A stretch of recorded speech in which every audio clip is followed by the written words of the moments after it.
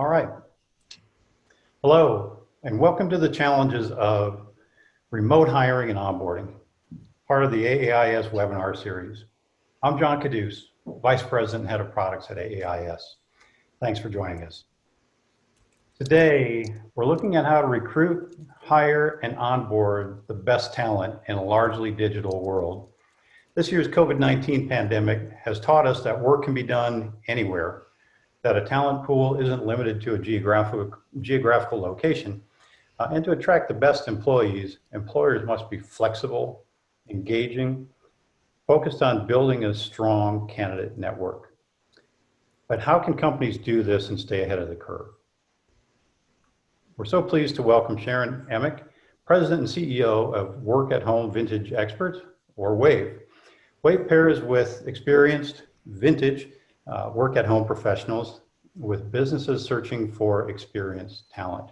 Sharon and her team are experts in how to effectively attract, hire, and onboard new employees in a flexible work environment. I'm excited to hear from them today. Sharon, welcome. All right, thank you for having me. Anyway, it's a big, this is a very big topic and there was a lot of information. So, and if any of you have questions, please feel free to ask them at any time, not just wait till the end. So, all right, first thing that I really want to start with is that today, even prior to COVID, companies do not do a good job of finding, hiring talent altogether and onboarding them. According to the Harvard Business Review, that 1/3 of US companies monitor their hiring practices that lead to good employees. The rest of the companies do not. In other words, most companies do not really track and understand where they actually find their talent and which employees succeed, and whether their practices are really leading to good hires. So we're going to walk through this and figure out what we currently do and what we can do differently that will really make a difference. All right, so are there really any new challenges? Okay, what really is happening is that COVID is forcing us to fix what has already been broken. We all know we're having constant talent challenges in the insurance industry.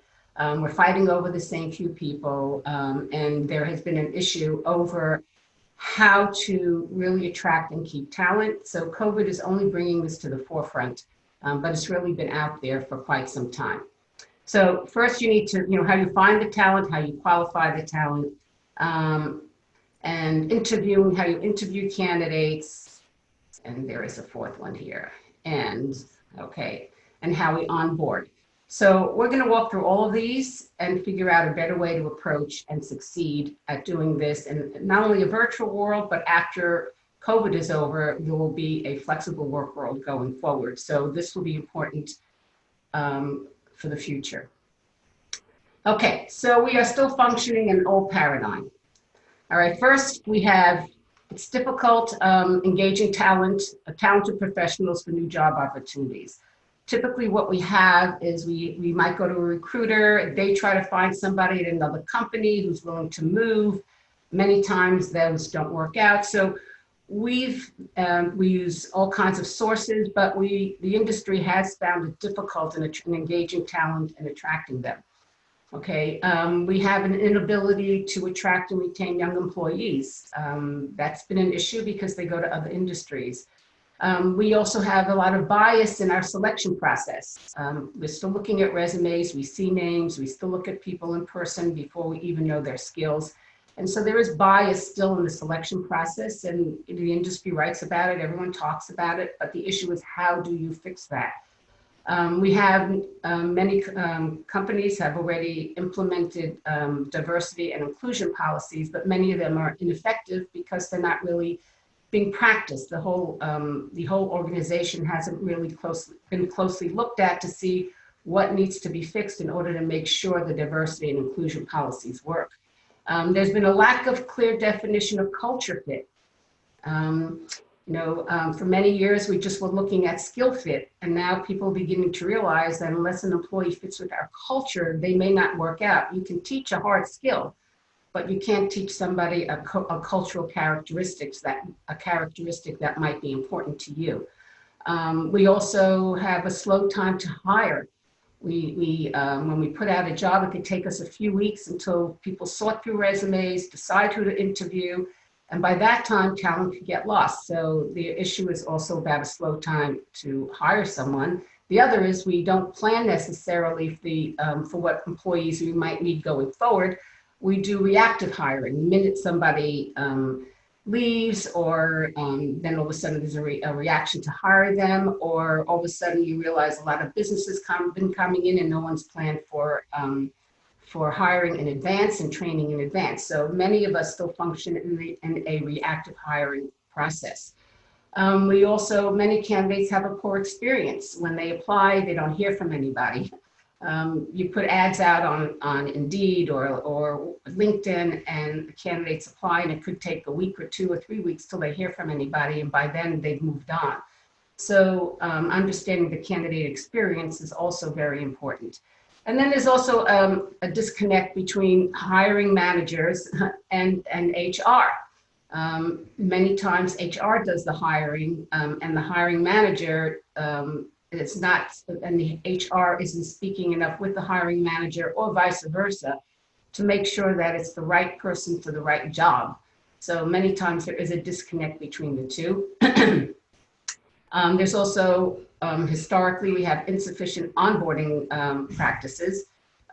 We don't necessarily have people shadowing. There are a whole bunch of issues about how to onboard properly. We hire somebody, we train them for a week or 2, and then it's almost like sink or swim. We don't make sure that they're totally incorporated into the company's culture and to the team.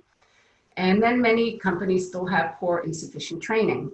It's not clear how each department, how the training should be done. Are there enough videos that explain things? Is there enough where people shadow? So there aren't always really well-structured training, and especially now that training will have to be done remotely. Each one of these have to be looked at differently because of our remote work world today. So this is how we've been functioning.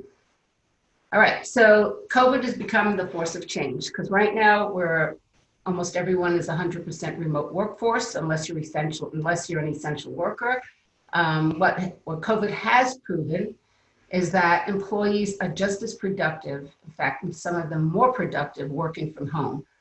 And we all know that the future will be a hybrid in-office and remote workers, so we have to accommodate both in the entire hiring of talent process. And now, of course, we have the advantage now that we have remote workers, is all of a sudden there's a countrywide talent pool. So companies no longer need to be fully restricted to their backyard, which is always a problem, finding talent just in your backyard. So the challenge that companies will be facing is how they're going to effectively attract, hire, onboard employees in this kind of environment, and also keep them. So the recruiting challenge, let's start with recruiting, because that's where it all begins. So even though we have a lot of unemployment today because of COVID, that's unemployment in other industries. The insurance industry still has low unemployment, and that's been an issue. And so having enough talent to choose from has been a problem. Attracting the right talent is a challenge, no matter what, whether it's virtual or not. And I know I hear from many clients, they attract young people and in a year they leave. So understanding the right talent that you need is an issue. Hiring for diversity and inclusion, that has still been an issue for recruiting.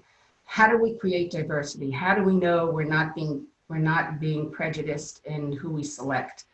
Not being biased. And are we doing efficient talent sourcing? Are we building a talent pool? Many times what happens is these applicants come in from wherever you put your job ads, whether it's on a job board from your website, whether it's LinkedIn, Indeed, whichever ones that you use. We don't stay in touch with the talent. We attract them, they send resumes, we maybe communicate a little bit in the beginning to let them know we got a resume, but we never keep them in a talent pool where we keep them active and communicate with them. We also have a lack of qualified applicants. You know, what happens is recruiters are chasing passive candidates. So you go to a recruiter, they try to get a candidate to leave to go to, as I said before, to one company or another, but those are really passive candidates. And so they're not really creating a pool because they're not coming to you, someone else is soliciting them to leave a place where they're working. And also the other way we sometimes get candidates is we look for internal referrals. Now, internal referrals can be good, but what happens also, it's limited. There's a limitation to internal referrals because many times people are referring people like them, which means that you end up talking to each other in a sense, and you may not be creating enough diversity and inclusion. So recruiting internally is good, but you also have to, I mean, internal referrals are good, but you have to be careful that you're not recreating a more bias into the system. And also the issue is building a strong brand. You have to have a strong brand if you're going to attract talent. And many of us don't pay enough attention to our brand, especially in our job ads. The brand should be there. So it's really, really important between the websites and the job ads that you build that brand. And then you have to stay engaged with all the qualified candidates. That is also crucial. Whether you're virtual or not, you must do all of these things, and you must measure and identify the sources that produce results. I don't know how many of you look at the success of the sources you've been using to see if that's where you've gotten your best candidates. If you measure those results, not only if you hired the best candidates from that source, how long did they stay with you? That's another issue. So I don't think the challenge we've been facing in the past that we'll still continue to face is measuring and identifying the results. And that's really crucial, so you know where to put your money and where you're getting the best results. So here are the questions you need to ask yourself. Are we looking in the right places to fill our candidate pipelines? All right, do we have great job ads? And a great job ad is really, really important. And I look at some of the job ads and they are not well written. Do we communicate quickly with candidates and with each other? Okay, have we looked for bias in our selection process? I mean, that means you really have to take apart each piece and see if you have not put some kind of bias into the things that you're doing. Are we taking too long to make decisions? Are we using all recruiting strategies? And are we measuring the results of our recruiting strategies? So all these questions you need to be asking yourself as you look at your process and revise it. So the selection and qualifying candidate challenge. All right, so rethinking your application selection process. You really need to redo how it comes through this funnel into who's the best people to interview. So the first thing is, what are the criteria for reviewing best fit resumes? Do you have an outline of what are the criteria you're really looking for that would best fit what you need? Okay, how do you determine which applicants to interview? All right, so these resumes come through into, I hope if you don't have an ATS, an applicant tracking software, but you must have some methodology where you review the resumes. Well, how do you determine which of those resumes you want to interview? Is there bias in the reviewing of the resumes? So you need to ask that question. How are you determining soft skills and culture?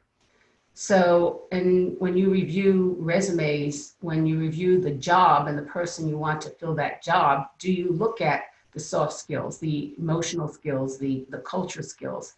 All right, what hard and soft skills should you be testing? Okay, have you codified the different weights for hard skills, soft skills, and other characteristics for success? For example, how important is the skill? So let's say there's a skill, could be underwriting, could be policy rating. How important is that compared to that the person is a motivated person, that the person fits your culture, that the person has the kinds of characteristics you need for that particular job? Has anyone looked into those kinds of soft skills compared to hard skills? You know, you can teach a hard skill, but it's very difficult to teach a soft skill like motivation, like empathy, like somebody who has an innovative approach, someone that might fit with your culture of customer first. So those are things that are harder to teach, let's say, than underwriting. So when you look at all the skills, the hard skills and the soft skills that you want for this particular position, how did you come up with a methodology for weighting them? So should somebody who's looking at this weight the hard skills lower than the soft skills? So these are the things you need to think about. It's not just simply writing the skills. Here are my hard skills. Here are my soft skills. Here are the characteristics I need for this particular job. It's about also deciding how much weight you have to give them in order to know you're picking the one that's best for this, the candidates that is best for this position. Do you have a structured interview with behavioral questions? So many companies don't have structured interview questions. So you may interview, there may be 2 or 3 people that do interviews. They all may be asking different questions. And so if everyone is not asking the same kind of questions, that also can create bias because people then are selecting how they feel about that particular person in the interview. In addition, the interview, so the questions should be structured, so everybody is using the same questions, and they should be behavioral. Like, tell me about a time when you had to overcome an obstacle or a problem with somebody in your team. So when those kind of behavioral answers is what tells you how someone's going to work well within your company. So not only do you need to have a structured interview, but they should be behavioral questions that really get to the behavior of the person. Because past behavior is a very good indicator of future behavior. So you really must have structured interviews and there's a lot of research you can do out there. There are a lot of companies that put out behavioral questions, so you know those characteristics. But those are definitely important in order to take bias out of the interview process.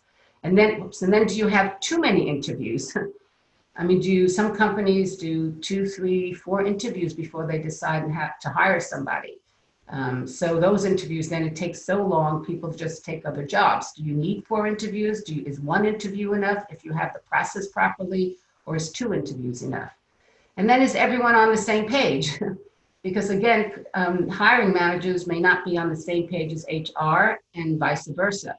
So everyone needs to be on the same page as to what is important. What should be our search criteria for the right candidate? What is more important, soft skills, hard skills, and all these other issues. So everyone must be on the same page, or there'll be a conflict again in hiring the right person. So selecting applicants to interview. First, you need to create a blind hiring process in order to remove the bias from the whole hiring process. So I don't know if many of you use an ATS, application tracking software, but you all should, because it helps you communicate with applicants. It's not expensive. There are so many of them out there today, so that all resumes, all applications come through there, and you're able to track the talent, and you can communicate with them. It also can funnel and rank applicants for you, which have matched requirements. So to help you take some of the bias out of the application process, using an ATS is very helpful.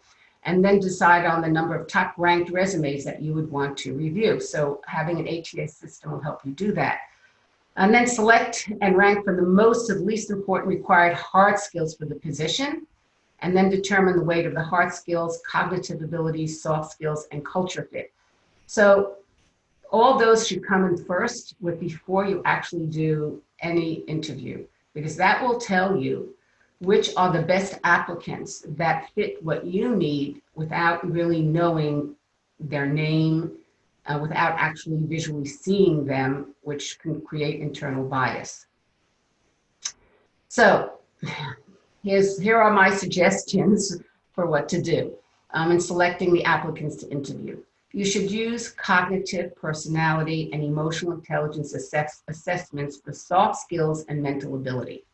These really do work as a piece of the process, okay? It's not that some people rely too much on them, but they are a very important piece of the process because it does help you understand someone's cognitive ability, so you'll know if it fits with the kind of job. Obviously, higher cognitive ability for higher jobs, a higher score in that is important, so looking at those cognitive scores are important.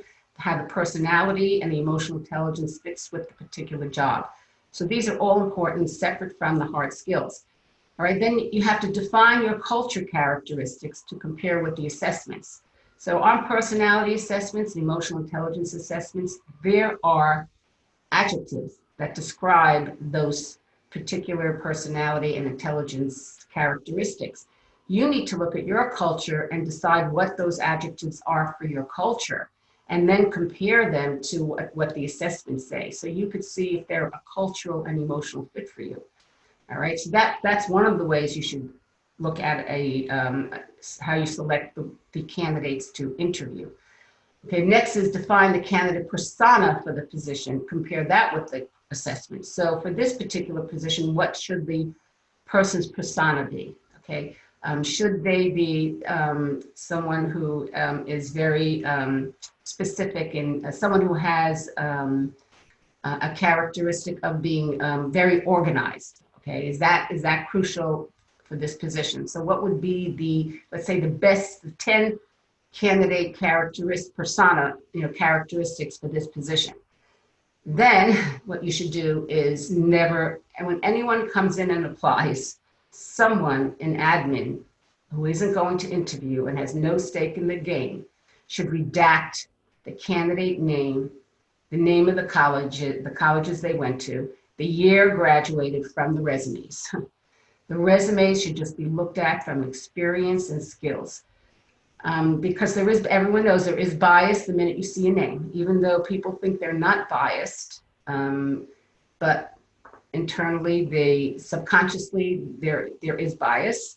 And there are so many examples out there. I mean, I can name so many. The one that happened in Central Park in New York City, where a man was bird watching and the woman let her dog off a leash, and it's a place where dogs have to be on a leash because of bird watchers, and she called 911 because even though she said she's totally not biased, but because it was a person of a different color, and she immediately called the police. So she said she's not biased, but she didn't realize that subconsciously she is. So that's why taking away the candidate name is important. Taking away the names of the colleges, because some of us are influenced if it says Yale or Harvard, as opposed to a Rutgers or a state school. And there are brilliant people and very successful people who come out of all colleges. So, but colleges, the name of a college or a university can create bias. And the year graduated lets you know somebody's age, and that creates age bias without you realizing it. So you need to take away the bias cues from a resume and just look at a blind resume, that a redacted resume that allows you to see the work experience and the skills. And in a sense, the resume shows some of the personality of the person. And then after you review these and you rank the blind candidates, you can then rank the blind candidates in a package. So what you should do is, even for the cognitive, personality, all these assessments, everyone who applies should be given like a candidate number. And then all of these should be taken without the person's name, so they can then put together a whole package of this candidate that has all the assessments together with the persona, the resume that's been redacted, and all this whole package together, so that then HR or the hiring manager, who's ever responsible, then can look at the whole package without knowing the candidate's name and decide how to rank them, who's the highest, and then rank them from highest to lowest in terms of who to interview. Okay, and the next thing I recommend is that you use reference check software service. What happens with reference checks is an issue too. Many people it take too long to do reference checks because they call, they have to follow up, they get too busy, they put it off. So half the time reference checks aren't even done, and they're important, or they're not done well, and it takes up too much time, and they're very inexpensive. Companies out there today, that do reference checks, and they have a really good result. So you should really look into reference check software service so that reference checks can be done quickly and efficiently and get done instead of not get done. And then once all this information is together for the particular candidates you're going to interview, you're then going to make a data-driven, unbiased decision on whom to hire, because you'll have taken out the bias from the process.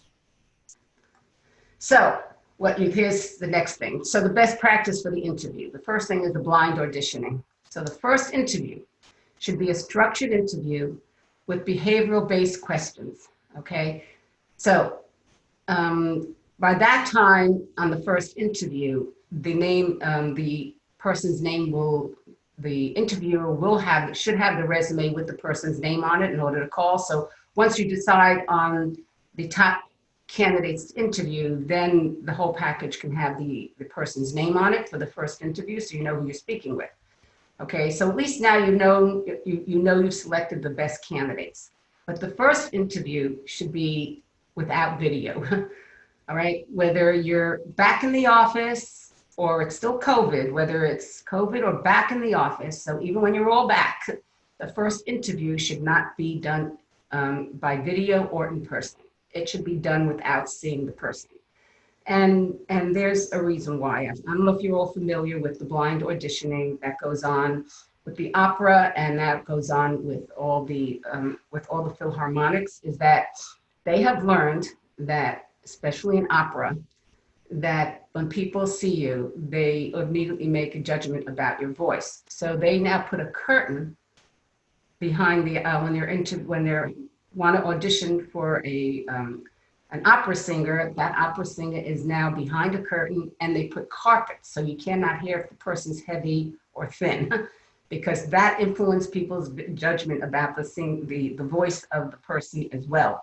So, and they do the same thing now with the Philharmonic. There's a screen, there's carpeting, and everyone just listens to the music.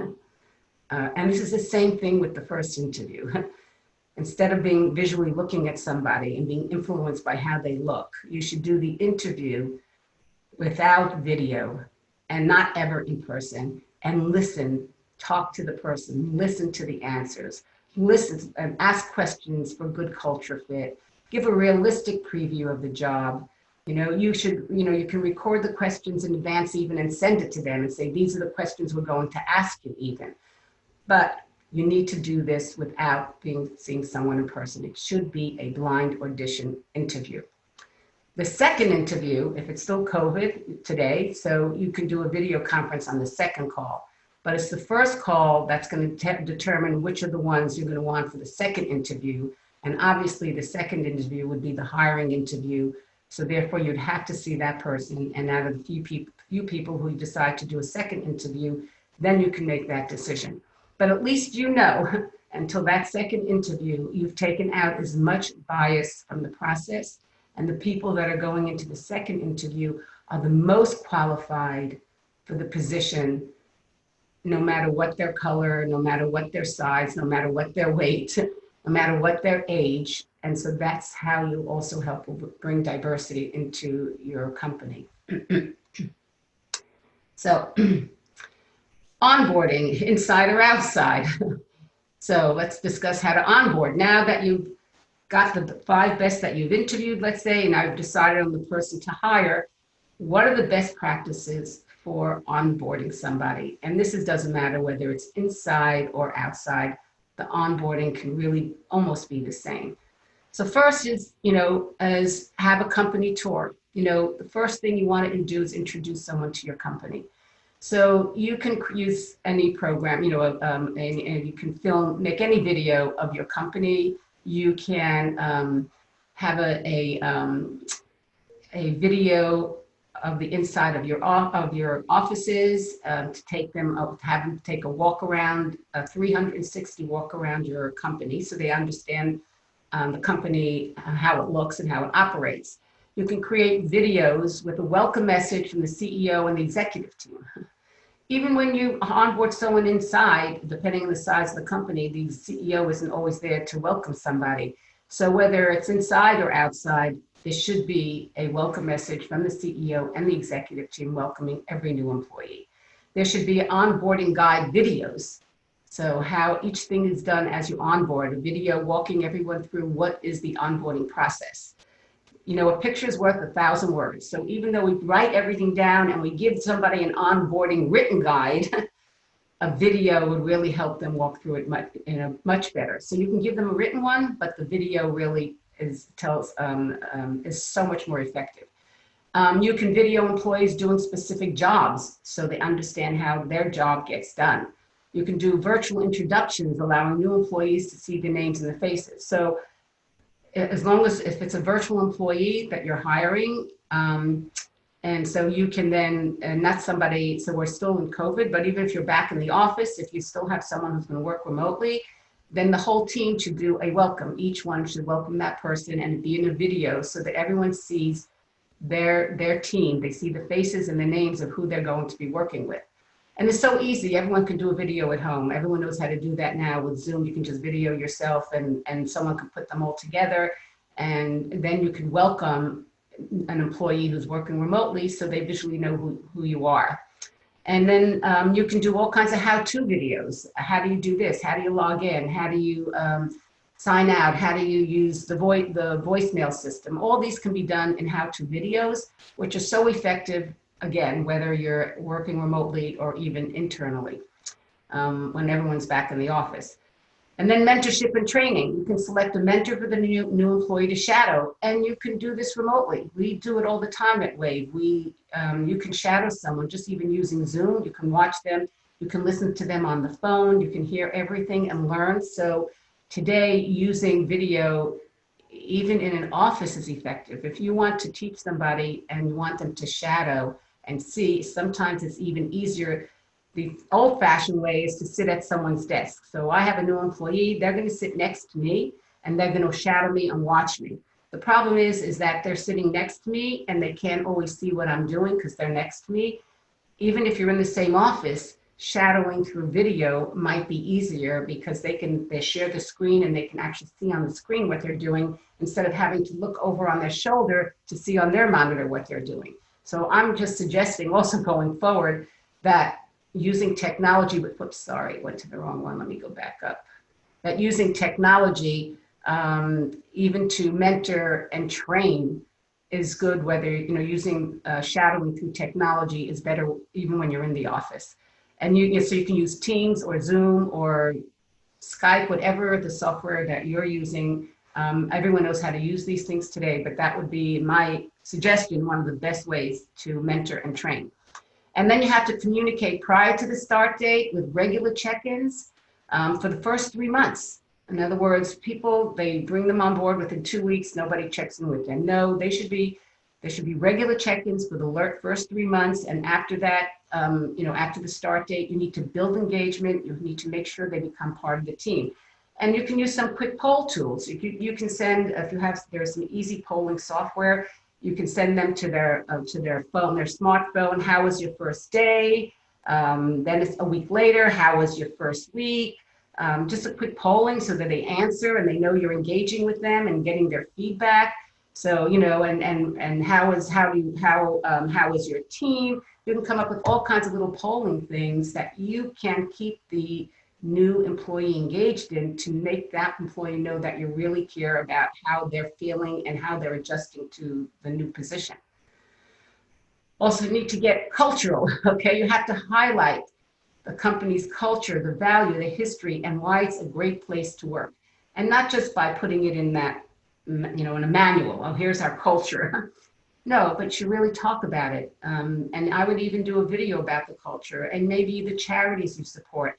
You need to make them understand what we value, what your history is, and also you can have employees say why it's a great place to work. And so that's important too for other new employees to hear other employees say, this is really a great place to work and here's why. So these are things that really are helpful too. And then you need to make sure you define what success is on the job. What does that look like? Okay, what are the key performance goals? People need to know that from the start. And that's not always clear. There's not clear goals that are set, that are established. What do you need to accomplish the first 6 months? What are the long-term goals? Where do we need you to get to? So these should really, what success looks like should be clearly defined for the new employee. And I recommend you give an onboarding gift. We give gifts so many times. You could. It's such a good thing. It's not expensive, just to welcome somebody. So just a welcome onboarding gift is always a nice gesture. And then you should have set up group lunch, a virtual lunch for the first week. You should have social get-togethers. Just because you're virtual doesn't mean you can't get together. And so there should be a group lunch set up so everyone gets to talk and meet each other. I know many companies, when we're in the office Thursday night, I know my insurance brokerage, when I had one Thursday night, 5 o'clock, everyone left and met together. All the people in the insurance industry would meet together for a drink at night and make their relationships. You know, you could still do a social get together. You just have to do it virtually. But with Zoom, it allows so many pictures on the screen. I think you get up to 20 pictures. I'm not sure Zoom 20 pictures. I know in Teams you can get up to 20 pictures on the screen. But you should create social get-togethers, not just for onboarding, but you should be doing that now for your entire company, because everyone's working remotely. They may be monthly social get-together in the evening, and whoever can join, and where people can, you know, have some fun and interact. And now we do that in our company because we're a total virtual company, and we're even having a virtual holiday party in December. And our last virtual social get-together, we did a game of Trivial Pursuit, and we set up some teams, and everyone had a great time. So there are many social get-togethers that you can create in order to keep all your people engaged, and especially a new employee. And then all staff interaction should be through video conferencing and not phone. I would throw all phones away today, because on a phone, it's different when you're on a video conference and when you meet with your people, when you see their face. I would not even use avatars. We all communicate through Teams, and we use our video, because then it's as if we're right in the office next to each other. Even when you're in the office today, when we're back in the office and you're on the other side of the building, video conferencing works as opposed to getting up, walking over to someone's desk. Or typically that's not what happens. You call them on the phone, you call their extension. My suggestion is don't call their extension. Video, use your Teams, whatever you have in your company team, or Teams or Zoom, and Team or Zoom them so you see each other and talk to each other. So what I'm saying is forget the old practice of using the phone altogether. Now that we have these tools, whether it's for onboarding a new person or just communicating within your company, is use the video conferencing and not the phone. Okay. All right, the virtual onboarding difference. Okay, again, use video conferencing to train. Don't allow avatars. Schedule weekly virtual lunch meetings initially. Create some after-hour virtual mixers and create a video of a model home office setup. Everyone needs to know how their office setup should look. And especially when you're video conferencing, they need to know about their background. People have some strange things in their background because they're at home and they have things that really wouldn't normally belong in an office. So if they can't face their camera away from some of those things, then they should create a background. So there should be a video of model home office setup and how to also manage video conferencing and backgrounds. Okay, and these are the do's and don'ts. So do, design jobs with realistic requirements. Create a strong employee brand. Use data-driven recruitment. Remove bias from the resume selection and interview process. Ensure good candidate experience. Hire fast. Don't dilly-dally, you'll lose the talent. Modernize your onboarding process. Use videos. Create all the different kinds of job videos that people can learn in, and modernize how you do shadowing using video conferencing. And make sure you measure the results of everything you do to see what works and what doesn't. And do not post phantom job ads. They don't work. People get to know that, and the best don't apply. They get to know it's a phantom job ad. And I know many of the industry leave job ads up there forever just to see what they're going to catch. And the results of those are not great. Make decisions based on a resume. All right, that's a no-no. We're looking at a resume and we're making a decision based on that. We see the person's name, we see what's in there, but we're not using other things. For example, We don't know always what's in a resume, if it's accurate or not. People go to resume building, they go to services to build their resume, and they overstate things that people do. People overstate people's experience and some of their skills. And so you need to make sure that you're bringing all the pieces together, not just what's on the resume. You need to verify everything on the resume, but you've done other kinds of assessments. You've looked at hard skills, you've assessed hard skills, you've assessed soft skills, and not just making a decision on that resume. Okay, don't interview live first and create bias. Again, I recommend you do a interview call without video. Don't leave interview questions up to the interviewer. You must create structured interview questions. Otherwise, there won't be any consistency in how people determine whom to hire. And also think short term. Don't think short term. Plan for your jobs. If you know if somebody's not performing well, don't wait until the very end to think of someone to replace them. Start thinking long term. Am I going to need to replace this person? Should I start looking for talent now? Think of long term in terms of, are we growing? Where are we? What areas are we growing in? Start planning for finding the talent in those areas as well. And don't assume all departments have best practices for onboarding. Many times we leave the onboarding to the individual departments and nobody looks to see if the onboarding is properly done. And especially today with everyone working remotely, the onboarding needs to be standardized. It needs to be put into videos so that people know what to do, how to do it, and each department should have very, very clear onboarding methodology that is documented and that is consistent.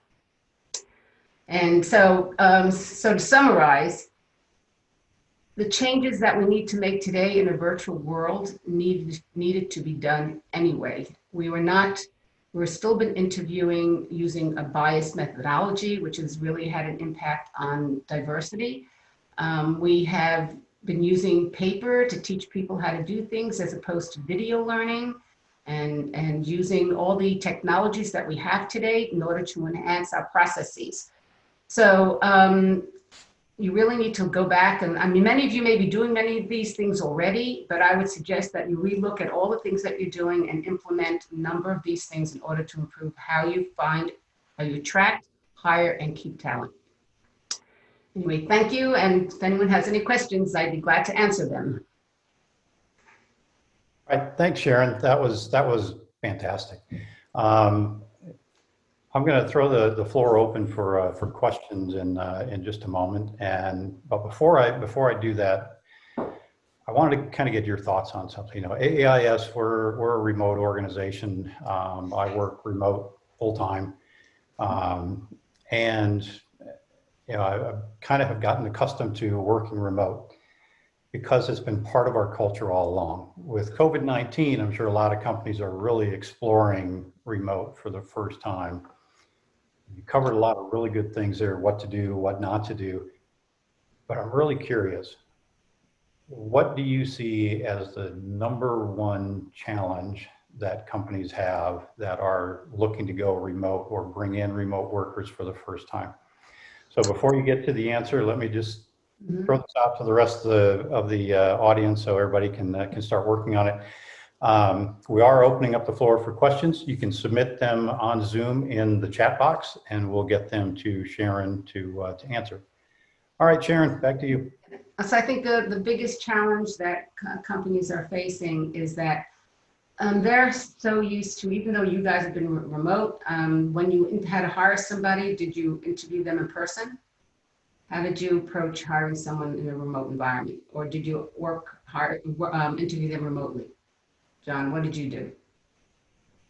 When I first started. In your company, when you hire, the point I'm trying to make is people have a hard time interviewing someone remotely, and that's one of the issues. But you've been a remote company. Have you been interviewing remotely all along? You've actually interviewed in person, is my question. Well, when I started, I was interviewed remotely at first and went into the office to meet with some people there. And that's generally the way that we've done it. But yeah, we've had to switch to doing everything remote. And you know, we utilize Zoom all the time. We've been on Zoom for quite a while.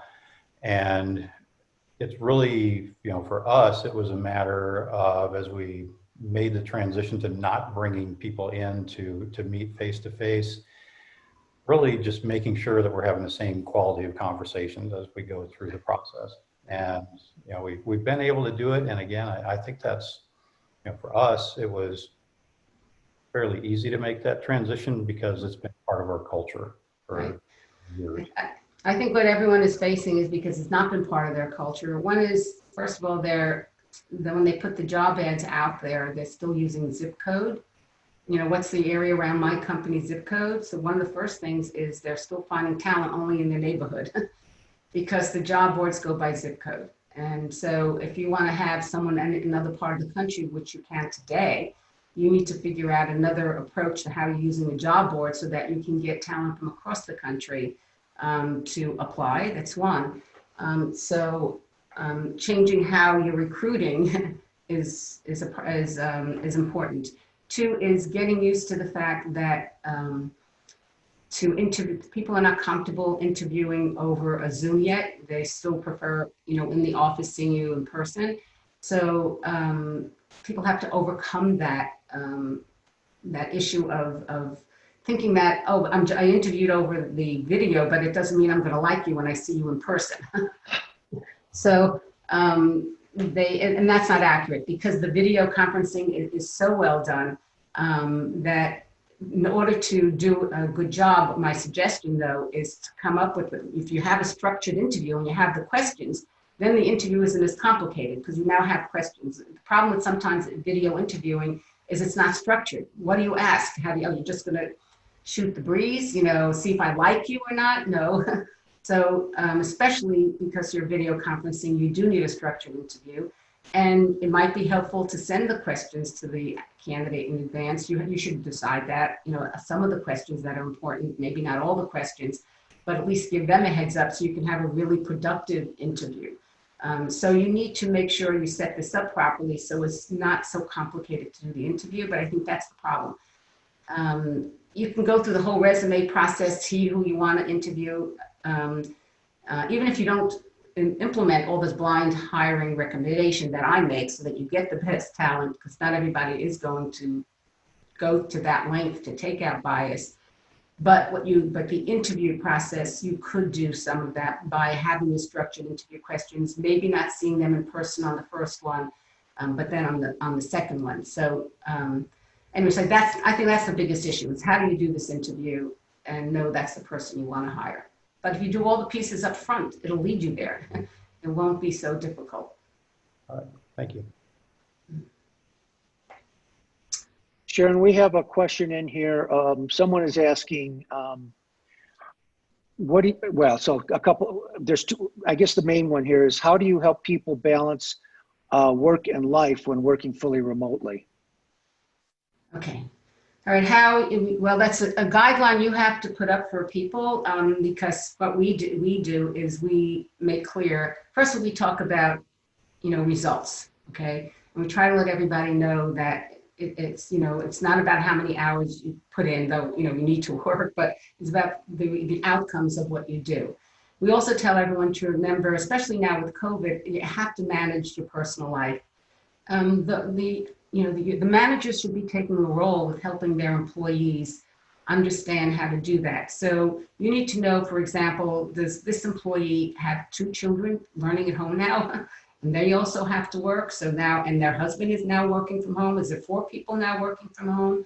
Do they need help in learning how to manage their time and some guidance? For example, if there are 4 people working from home, 2 spouses, the spouses and 2 children, how to manage who helps one child and who helps another child. They may have to spread their hours over, some in the morning, some in the evening, but the company needs to make a guideline and make it clear that they do have to separate work and life, but they also have to accommodate, we all are accommodating lots of variables now, so how do you do that? And so I think it's the manager's responsibility to make sure that each of their employees understand how to manage their time, considering their circumstances. Not everybody has those same circumstances. Some people have no children at home, it's no issue. But the other thing you need to do is remind them they have to stop. They have to, they can log on at a certain time, they have to log off at night, and they have to let it go because you need them to be, you don't want people to overwork and then not be able to focus. Not only that, because they're working from home, what we do is we try to remind people they have to stand up and move around. They have to take their lunch. What we do sometimes also is we have, make sure we do things to make sure people get up and exercise. So you really need to make sure you give them clear guidelines on how to set up a home office, how to make sure they separate and have personal time separate from work time, but also how to manage everybody during this pandemic, because a lot of people have children at home and spouses at home, and they're saying, oh my God, and now I'm cooking, and just take parents who have children at home, who used to eat in school, have breakfast at school, and now they're cooking so many of the kids and snacking all day long. They said, oh my God, I have to cook so much, I have to clean up all this stuff all day long.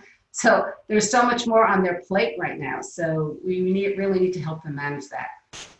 I hope that answers the question.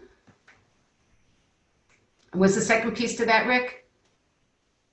Okay. Sharon, the other one was, how do you see the work environment looking in the next 5 years?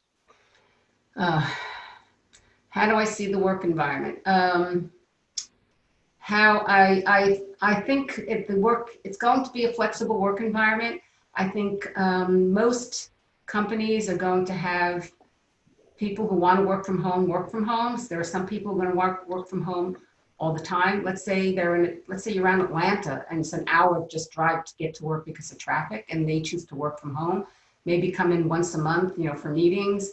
There are other people who don't want to work from home all the time, but want flexible work. So they may come in 2 times a week or 3 times a week. And some people only want to work in the office.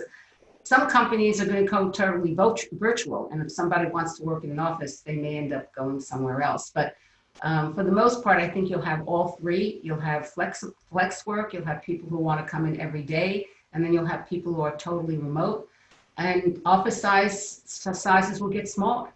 There'll be smaller offices because the people who work on a flexible schedule, they'll alternate spaces. So you don't need to have the whole company in at the same time. So I think office space will be cut in half. And I think more and more people will rely on building virtual work, which makes it, not that it saves the environment, less traffic, less people driving, less overhead. It really will help companies save money as well. And a lot of people will be happy. They already know, this research is clear, that when parents work home 1 or 2 days a week even, that children do better in school, everyone sleeps better at night. So especially for parents, having a flexible work environment for them and going forward is going to be a boon to everybody. And I believe productivity will increase as well.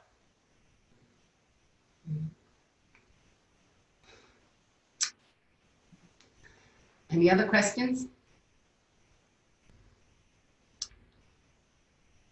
All right. Well, I guess we'll go ahead and wrap it up there. Yeah, thanks again, Sharon and WAHVE, for your time and thoughts today. The world is changing, and these tips will help us remain competitive through finding, onboarding, and retaining the best talent. Yes. We'll make this recording available on the AAIS YouTube channel very soon, so please be looking for that. And keep watching AAIS for more great content, and visit www.aaisonline.com to learn more about AAIS. Thank you very much. Thank you, everyone.